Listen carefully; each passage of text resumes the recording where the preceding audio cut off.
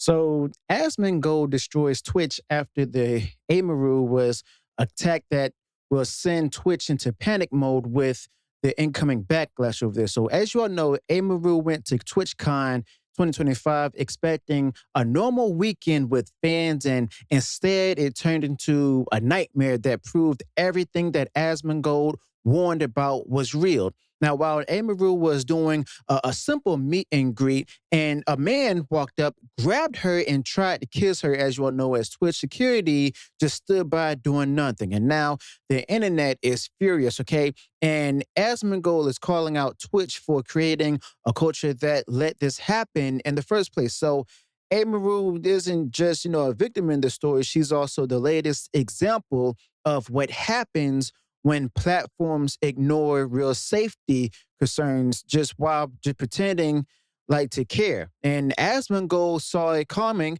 and now Emiru is the one that's paying the price for it. So TwitchCon 2025 was just supposed to be a celebration of streaming culture, but it's become a symbol of how far the platform has fallen. Now, for months, Asmongold has been warning creators to go ahead and stay away, especially women. You see, he said that the event was no longer safe because Twitch had built a community of activists and unstable personalities who thrive on outrage. So right there, that's been proven time and time again. Now, the company itself has poured more energy into politics and identity branding than actual creative protection. Okay, so Emiru, as you all know, is the latest casualty of that particular negligence. Okay, so yeah, the headlines told the whole story where streamer Emiru assaulted at TwitchCon and security let attacker just walk away, where the staff joked afterward. I mean, that's not a rumor, that's documented fact. You see, she wasn't, wandering through a crowd unattended. She was just simply standing there public and stuff at a public meet and greet and stuff. You can see it in this video as well, where Emiru was attacked and cameras were rolling. Yet a stranger still managed to break through, grab her, and try to kiss her before anyone reacted. Okay, so the only person who intervened wasn't even Twitch security. It was someone from her own team. Okay, and Asmongold has been saying for years that this platform is just a ticking time bomb, and moments like this are exactly why. He even said in this post here on X, where it says that crazy to me that Twitch straight up lied about protecting creators from sexual violence, and there's video evidence that proves it. The fact that an Amazon-owned company actively tried to cover up this assault should be a lot bigger than it is. So events like this just simply went on ahead and exposed the double standard that defines Twitch. You see, male creators have been assaulted at past conventions, and no one in leadership cared. But now, when a woman like Emiru is attacked, they scramble to issue statements and act like they've learned something. But Asmongold called it out immediately, where he just simply reminded people that, Twitch just ignored, incidents like this from last year when smaller streamers were harassed live on camera. Okay, so definitely nothing was done then, and only the optics of this new story forced them to go ahead and pretend that they care. Now, Asmongold also said Twitch doesn't value safety, and they value perception even more. Now, the details of what happened to Emiru are disturbing. You see, the man actually grabbed her, walked straight past multiple layers of security, ignored the lines, and just reached her within seconds. So that definitely wasn't even an accident or even a misunderstanding. He bypassed the system that Twitch claimed was in place to protect creators. You see, when he was finally pushed away, it wasn't even by Twitch's own personnel, but by her private security, okay? So that right there is just how fragile this setup was. And Asmongold warned that TwitchCon 2025 would be a disaster if the company didn't change its priorities. And guess what? He was right. Now, Twitch did provide a statement on this, and that it was just, basically just them for the sake of optics. But when CEO Dan Clancy addressed the situation, his response just sounded like every corporate excuse you've ever heard. You see, he said safety was a challenge in today's society, and even tried to frame the problem as something that happens everywhere, okay? So as you all can see, he's not taking accountability. That's just deflection. And then he said creators can control their communities by moderating streams, which came off like he was blaming Emiru. Now, it was the worst thing he could have said, and Asmongold just blatantly or instantly recognized that tone. The same pattern Twitch always uses when it comes to dodging responsibility and accountability and shifting blame to the creators. Now, Twitch's leadership doesn't understand its own environment, and they think that the problem itself ends when they release a PR statement. But in reality, Asmongold and the community saw right through it immediately. You see, they could just tell the company was just more concerned about damage control than the welfare of streamers like Emiru. Now, the same people who ban streamers over minor chat violations can't seem to stop a grown man from crossing multiple barriers at a public event to get that close to Emiru. That right there is incompetence, plain and simple. And Asmongold has been saying this for the past few months. And then came Twitch's official statement, as you all saw, which only made things even worse, where they said that law enforcement responded immediately and the assailant was permanently banned. But that's not enough. The community notes and eyewitness accounts showed the truth. The man was just allowed to walk away at first, and Twitch only acted after Emiru's manager pressed them, okay? So according to Asmongold, this is exactly how big corporations operate when caught off guard. You see, they stall, they lie, and they wait to see if the outrage fades. You see, it didn't this time, and that's the only reason that they changed their tune, okay? And that's unfortunate. But the most shocking revelation came from Emiru herself. Her post where she said that the attacker crossed multiple barriers and security did nothing. And no Twitch staff even, checked to see if she was okay. All right, and that's really sad right there. Her own manager had to go ahead and escort her away while staff behind the booth simply just laughed it off and see what happened. So yeah, here's more of what she stated in her own words, okay?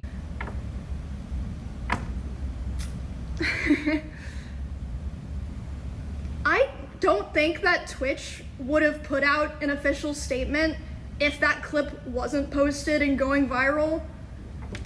And even after the fact that that clip was posted and going viral, as far as I know, the other people who had meet and greets today were not reached out to ask if they wanted extra security or if they even wanted to cancel their meet and greet.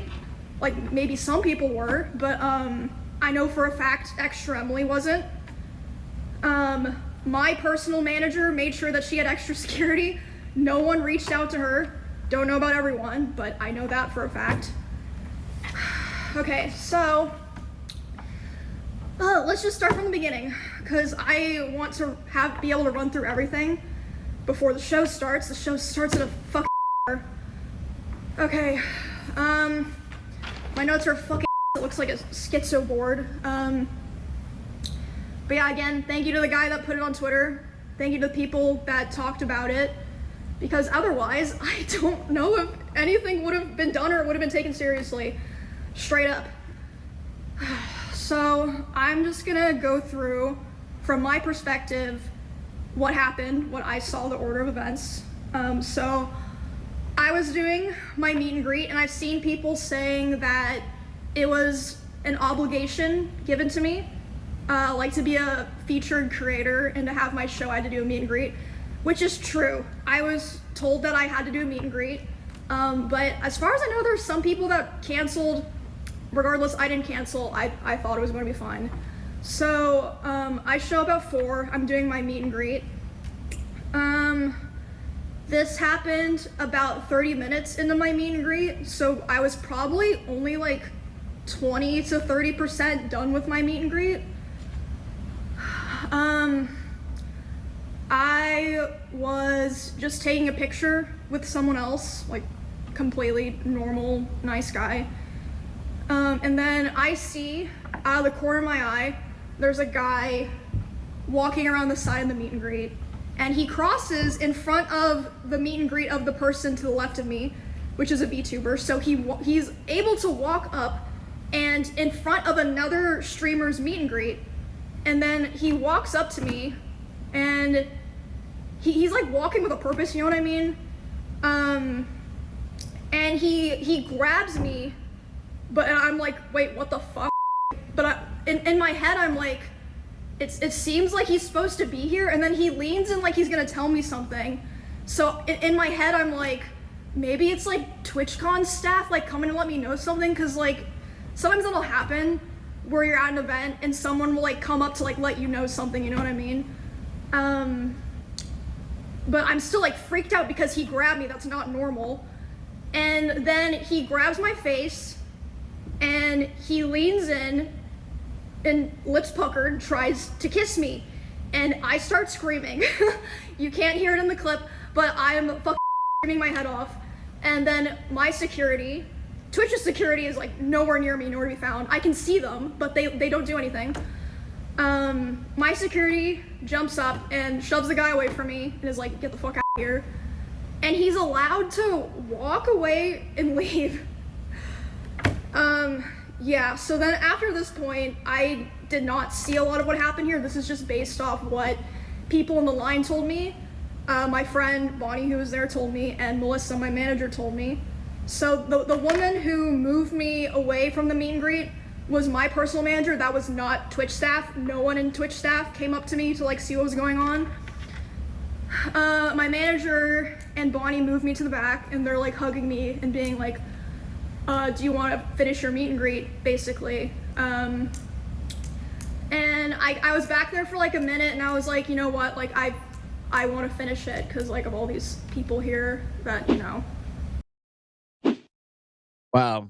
So yeah, definitely, Asmongold said it best. Twitch punished the one person who actually did their job. Now, you think that after such an incident, Twitch would go ahead and just at least take quick action over this against the attacker. But instead, Emiru revealed that Twitch's first plan was to give him a 30-day ban, a 1-month suspension for physical assault at a company-run convention. Okay, so only after she and her team pushed back did they issue an indefinite ban. Now, that's how lightly they take safety, especially when it comes to Emiru. Asmongold pointed out that this same platform will permanently ban users for speech violations, but barely reacts to violence. Okay, so it's a perfect summary of their priorities. Okay, now this incident also exposed how Twitch's executives talk about accountability. You see, when Asmongold called out the hypocrisy, the fans rallied behind him. They saw, you know, the same pattern that he did. Twitch only takes real action when there's public pressure, without the viral outrage surrounding Emiru. Now, the company would have just quietly moved on. And the saddest part is that Asmongold wasn't even surprised. You see, he's seen Twitch ignore serious problems for years while pretending everything is fine and stuff, as long as the right talking points are repeated on social media, okay? But what makes Emiru's case even more frustrating and stuff is that the Twitch's leadership acted like it was an isolated event. You see, it's not. This is the kind of, you know, timing or thing that when a company prioritizes image over substance, they've built a space where activism and more grandstanding matter more than professionalism and safety, okay? Same thing with the whole Hassan Piker controversy with this dog. And Asmongold has actually called that culture toxic because it rewards outrage and ignores real-world behavior. Emiru's situation is the cost of that attitude, and guess what? It's what happens when the rules are performative instead of protective, okay? So Twitch said that they've increased security measures at future meet and greets. but everyone knows that's a band-aid. The real issue here is deeper. You see, Asmongold was warning about the kind of crowd Twitch has been cultivating for years. Now, when you actually go ahead and glorify parasocial behavior and encourage unhealthy attachment to creators, I mean, this is where it leads to. No number of guards can fix that.